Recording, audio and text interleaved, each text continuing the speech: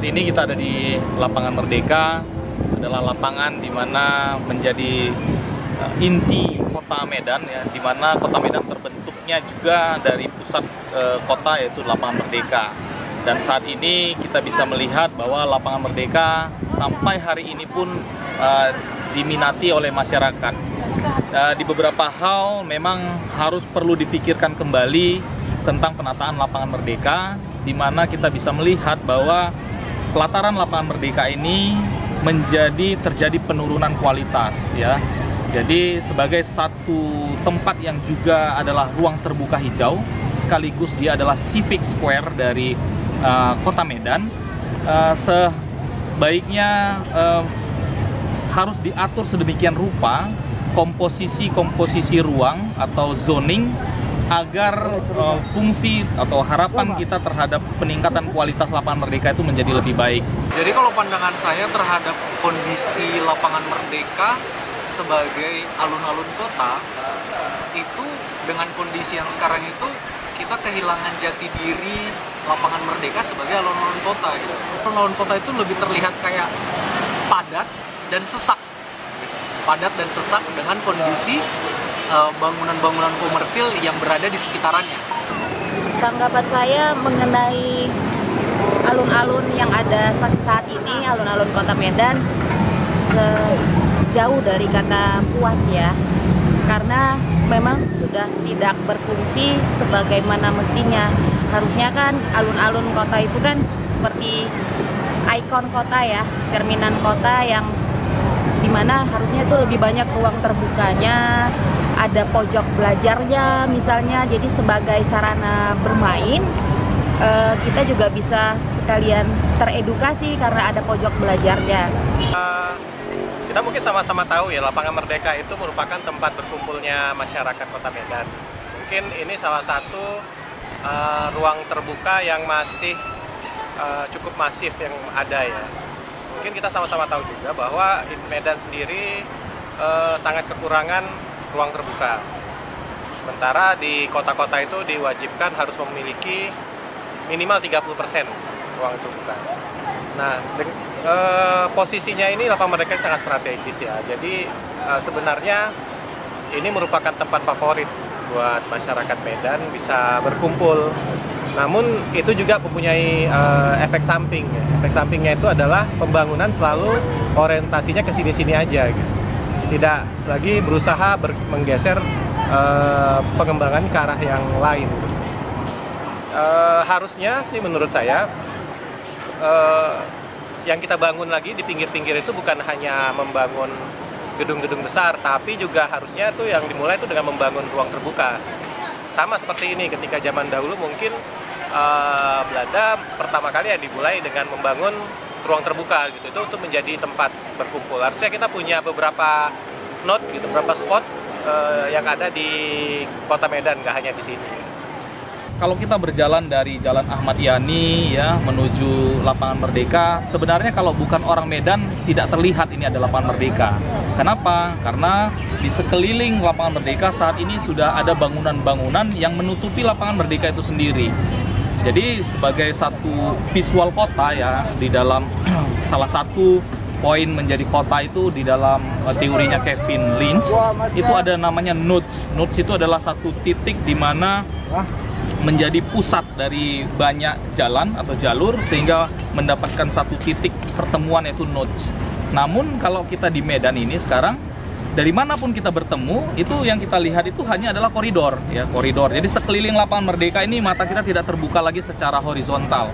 Jadi lapangan terbuka itu mestinya terbuka secara vertikal maupun secara horizontal. Visual horizontal itu harus terbuka. Sehingga ini tidak lagi terkesan ruang terbuka kota, ya, kalau dari luar. Apalagi orang yang belum pernah ke Medan itu nggak tahu ini ada dalam. Atau bahkan event kalau diadakan di tengah Lapangan Merdeka ini pun tidak terlihat gebiarnya keluar. Karena apa? Karena yang terlihat itu hanya gedung-gedung. Nah, ini kan perlu kembali difikirkan bagaimana cara supaya ruang ini menjadi transparan kembali.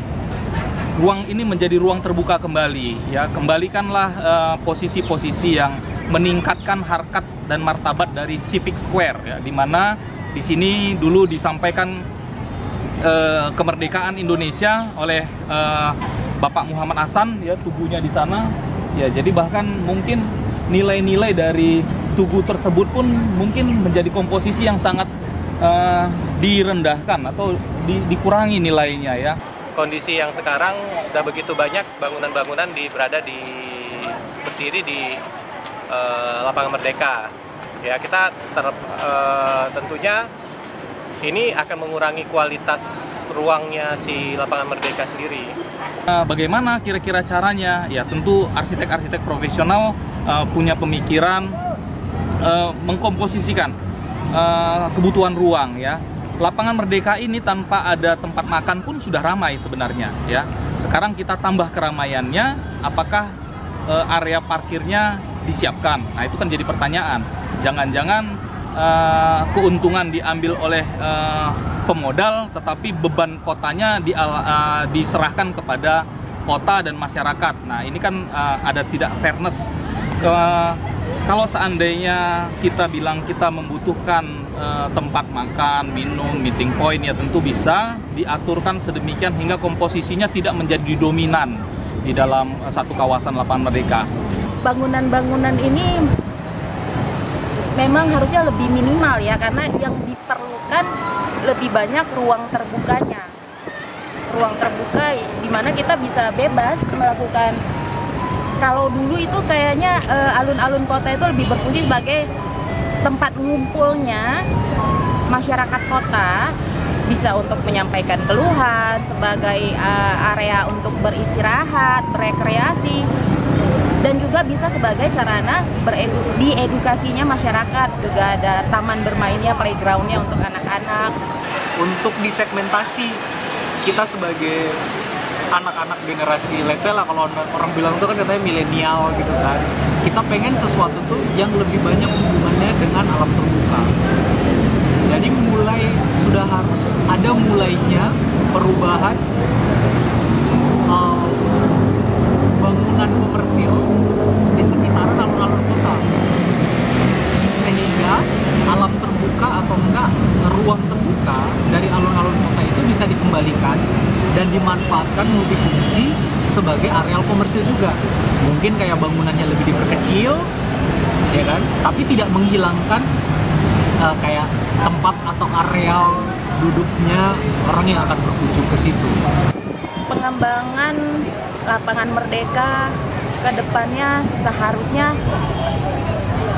bangunan-bangunan ini ya dipikirkan kembali oleh pemerintah untuk tidak ada lagi bangunan atau lebih diminimalkan, sehingga lebih banyak ruang terbuka yang hijau dan memang berfungsi sebagai alun-alun kota. Dulu itu di sekitaran alun-alun ini atau begitu juga alun-alun ini itu sama sekali tidak dipagari, gitu kan? Dan koridor atau enggak pedestrian yang disediakan oleh pemerintah pada zaman dahulu, mungkin sekitaran tahun 80 itu sekitar 5 meter besarnya. Dengan disediakan pedestrian yang sebesar itu, orang lebih banyak datang ke tempat ini memilih untuk berjalan kaki, menggunakan transportasi umum, tidak di kondisi seperti sekarang, ya, bangunan besar-besar di sekitaran dan ditutupi atau dibatasi dengan dinding-dinding atau pagar-pagar. Harapan kita di era saat ini, ya, di mana Indonesia merdeka di Dirgahayu ke-75, perhatian kita kembali kepada Lapangan Merdeka, melihat bagaimana kemerdekaan itu dinyatakan di Lapangan Merdeka itu kita pikirkan kembali untuk mengangkat dan membangkitkan kembali rasa nasionalisme kita dengan cara mengembalikan Lapangan Merdeka seperti lapangan yang selayaknya buat menjadi lapangan yang baik. Tentu di lapangan ini, ya, sebenarnya banyak aktivitas, ya. Dia bisa menjadi place, ya, tempat atau ruang yang dicintai.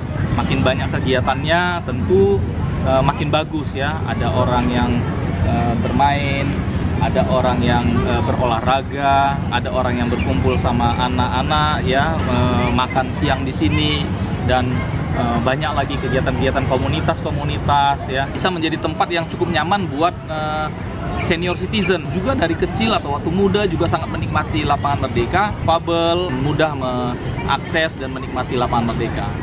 semakin banyak orang yang datang ke sini, sebenarnya tempat ini semakin dicintai. Pandangan saya mengenai ini bahwa akan lebih baik sebenarnya ruangan terbuka ini dibiarkan menjadi tetap sebesar-besarnya, seluas-luasnya. Kan tempat berkumpul dari beberapa bangunan bersejarah di sekitar sini gitu. Harusnya apabila ada kebutuhan-kebutuhan lain, misalnya ada kebutuhan bangunan komersial, mungkin akan lebih baik itu digeser ke area-area sekitarnya itu, kayak ke Sawan atau ke area bagian kereta api atau ke sisi kantor pos, dan itu bisa mengenerate kawasan sekitarnya. Ya mungkin anak-anak sekarang, zaman sekarang suka ada tempat kafe, ngopi, atau akan lebih baik ada di mengenerate kawasan di Kesawan. Mungkin kita juga tahu bahwa Kesawan itu kalau malam kan juga kurang aktivitas. Aktivitas itu terlalu memusat gitu, terlalu memusat di Lapangan Merdeka.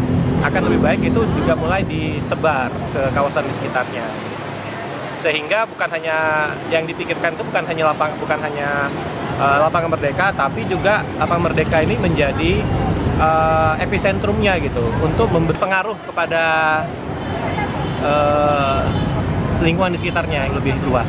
Ingin saya sampaikan, sudah perlu adanya pentingnya menggunakan orang yang memiliki profesionalnya di bidangnya. Contohnya untuk pembangunan kawasan, kita bilang contohnya sekarang kawasan Merdeka Walk yang ditata atau didesain oleh arsitek profesional, mungkin bekerja sama dengan beberapa arsitek untuk bisa memikirkan solusi yang terbaik.